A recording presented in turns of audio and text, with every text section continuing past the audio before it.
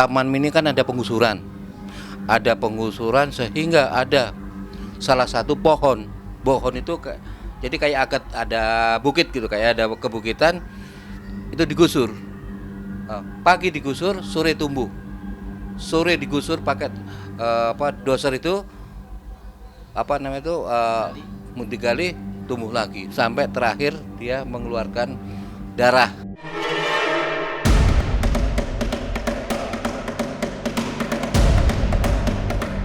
Menjadi salah satu destinasi wisata favorit di Jakarta, Taman Mini Indonesia Indah ternyata menyimpan cerita yang berbeda. Tak banyak orang yang tahu jika di Taman Mini ternyata terdapat sebuah makam keramat yang biasa disebut makam keramat Mbah Kuning Taman Mini yang mengalirkan sejumlah misteri. Mulai dari keberadaan sebuah pohon yang tak bisa dipindah, makam yang kerap mengeluarkan aroma wewangian, hingga lokasi makam keramat yang menjadi lokasi doa untuk setiap acara di kawasan Taman Mini.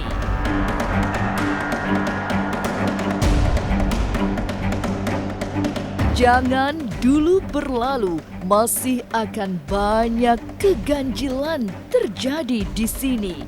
Dan jangan lupa subscribe, like, share, dan komen agar tak ada yang terasa ganjil di sekitar Anda.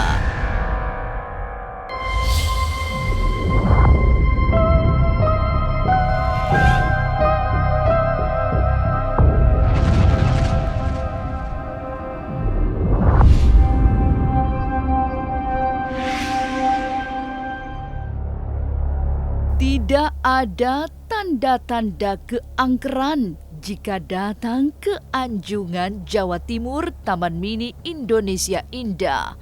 Tapi datanglah ke sebuah sudut yang memiliki hawa tak biasa.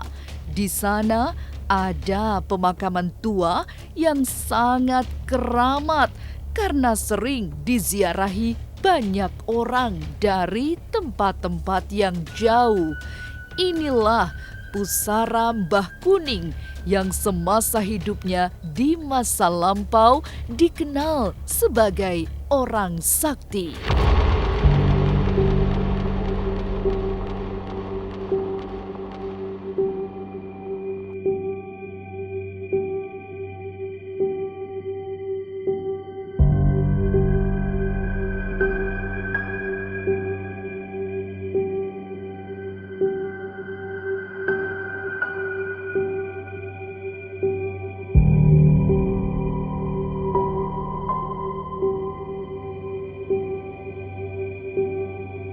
Mbah Kuning itu sosok dulunya dia orang sakti pada waktu tahun sebelum Masehi lah. Dia menyebarkan agama yang isinya untuk menaklukkan pada di Sunda Kelapa atau seluruh pulau Jawa, khususnya Jawa Tengah dan Jawa Barat. Belum sampai ke Jawa Barat, di daerah Cengkir Gading di situ dia sakit lah. Itu dia belum mau meninggal sebelum ketemu dengan Syekh Sarip Hidayatullah. Bagi orang Taman Mini, makam Mbah Kuning memang bukan sembarang makam. Dikeramatkan karena seperti menjadi penjaga kewibawaan tempat tersebut. Makam lama itu sengaja dibiarkan tetap berada di Taman Mini karena konon memang tidak pernah bisa dipindahkan.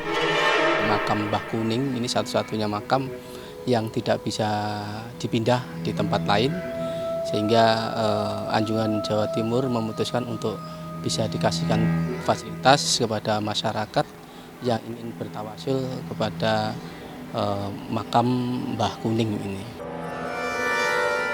Pada saat tahun-tahun belum berdirinya Taman Mini ya, kemudian di Anjungan Jawa Timur membangun dan sebagainya ya, angker sekali.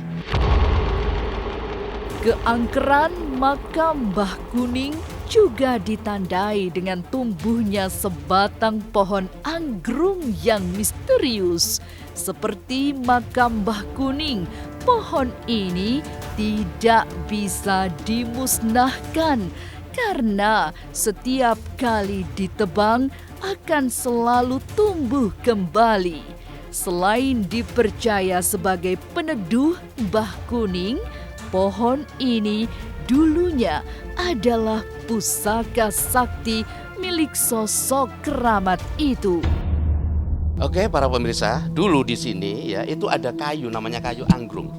Ya, tepatnya di sini, di persis ini, daun ini kayu anggrung. Ya. Nah, kayu anggrung ini ya itu orang mempunyai niat untuk dipugar, orang untuk niat untuk dialihkan, ternyata tidak bisa. Kayu anggrung ini adalah merupakan mungkin ya orang dulu mengatakan bahwa itu adalah merupakan jimat atau cekelan atau pegangan dan sebagainya. Kebetulan kayu anggrung itu di sini yang tumbuh di sini ya itu persis di kepalanya. Cuman kalau yang ini di sambil tertik ini kalau ditebang numbuh tanpa ditanam. Jadi terus numbuh terus. Alasannya kenapa? Untuk sejarah turun temurun anak cucuku seperti ini akan tumbuh silih berganti. Kesaktian Mbah Kuning kondang di Taman Mini salah satunya dipercaya bisa menghentikan hujan. Lalu itukah yang membuat nama Mbah Kuning sering disebut jika pawang hujan sedang meredakan hujan? Jangan kemana-mana, tetap subscribe, like, share, dan komen agar tak ada yang terasa ganjil di sekitar Anda.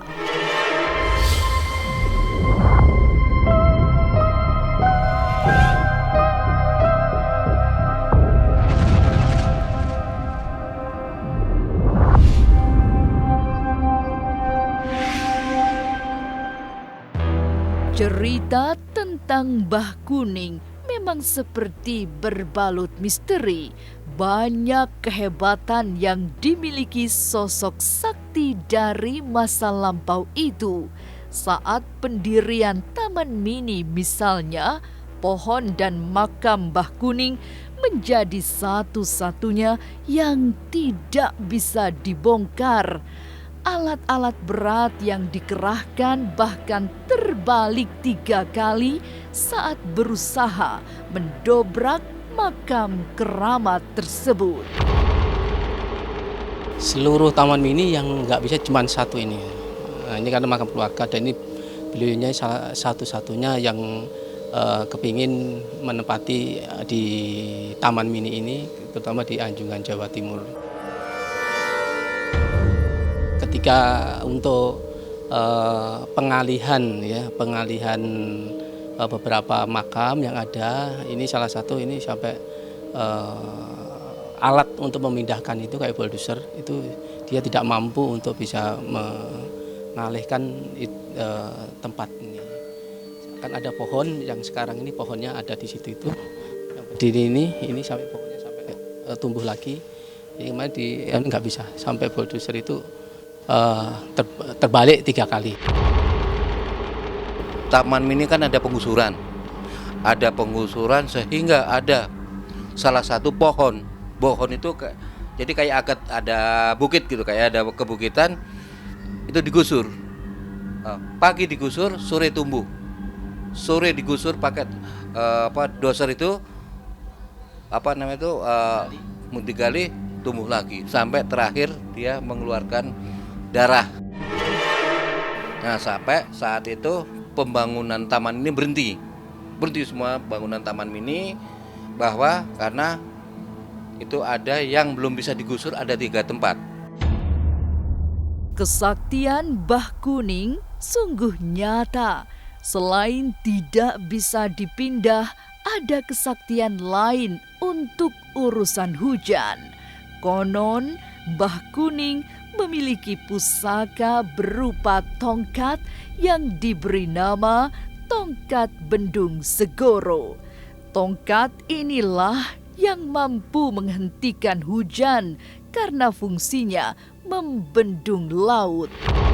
Adapun itu memang Mbah Kuning itu punya kesaktian itu yang namanya untuk bendung segoro atau dibilang untuk mendatangkan untuk menyingkirkan hujan atau mendatangkan hujan itu namanya tongkat Kiai Bendung Kuning. Dan apabila Kiai Bendung Kuning atau Gading Kuning ditanamkan situ, apapun tidak akan datang atau jin setan semua tidak akan datang dan kekuatan apapun tidak akan bisa menyentuh. Kemampuan Mbah Kuning menghentikan hujan dipercaya secara turun-temurun hingga saat ini. Semua kegiatan di Taman Mini yang bermasalah dengan hujan akan merujuk ke Mbah Kuning untuk menghentikannya. Para pawang hujan juga akan menyebut Mbah Kuning saat sedang melakukan ritual pemindahan hujan. Walaupun saya menjadi pawang tidak bisa melewati dari segi Mbah Kuning gitu.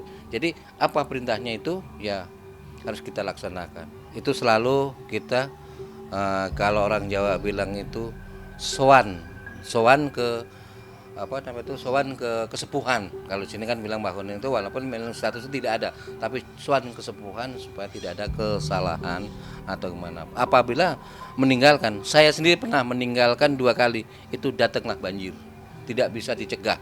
Itu 2 kali terjadi, satu di Anjungan Jawa Timur, satu di Anjungan Jawa Tengah, itu pernah karena kita tidak minta izin ke Mbah Kuning. Saya ingat ya omongan dari Pak Mantri. Coba saya langsung berinting itu.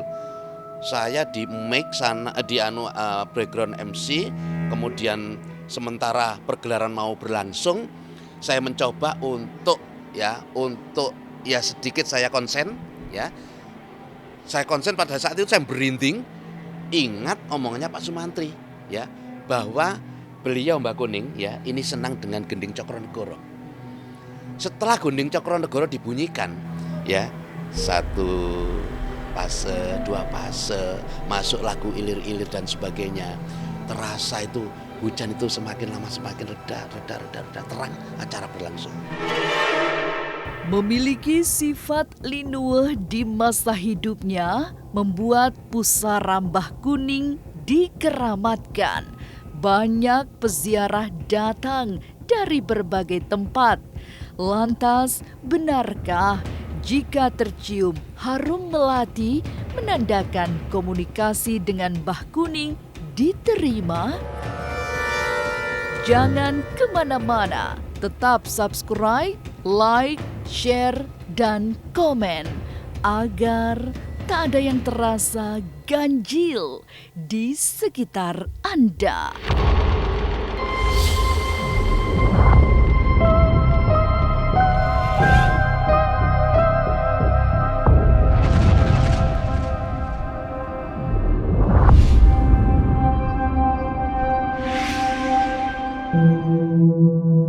Kekeramatan makam Mbah Kuning memang kondang hingga keluar area Taman Mini Indonesia Indah.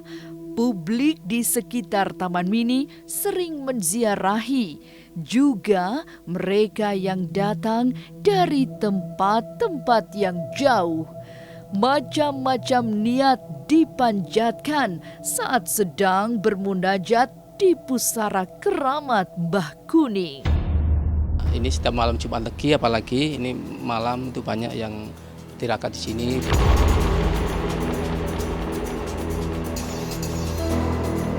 Ya itu banyak bercerita ke saya, ada melalui impian atau melalui ini dia dipanggil seolah mengarah ke sini, dan diyakini beliaunya adalah sosok-sosok yang perlu disambangi ke sini jauh-jauh dari Sumedang. Saya didatangi dari orang Sumedang sampai ke sini untuk memastikan bahwa sampai cari-cari tempatnya ini.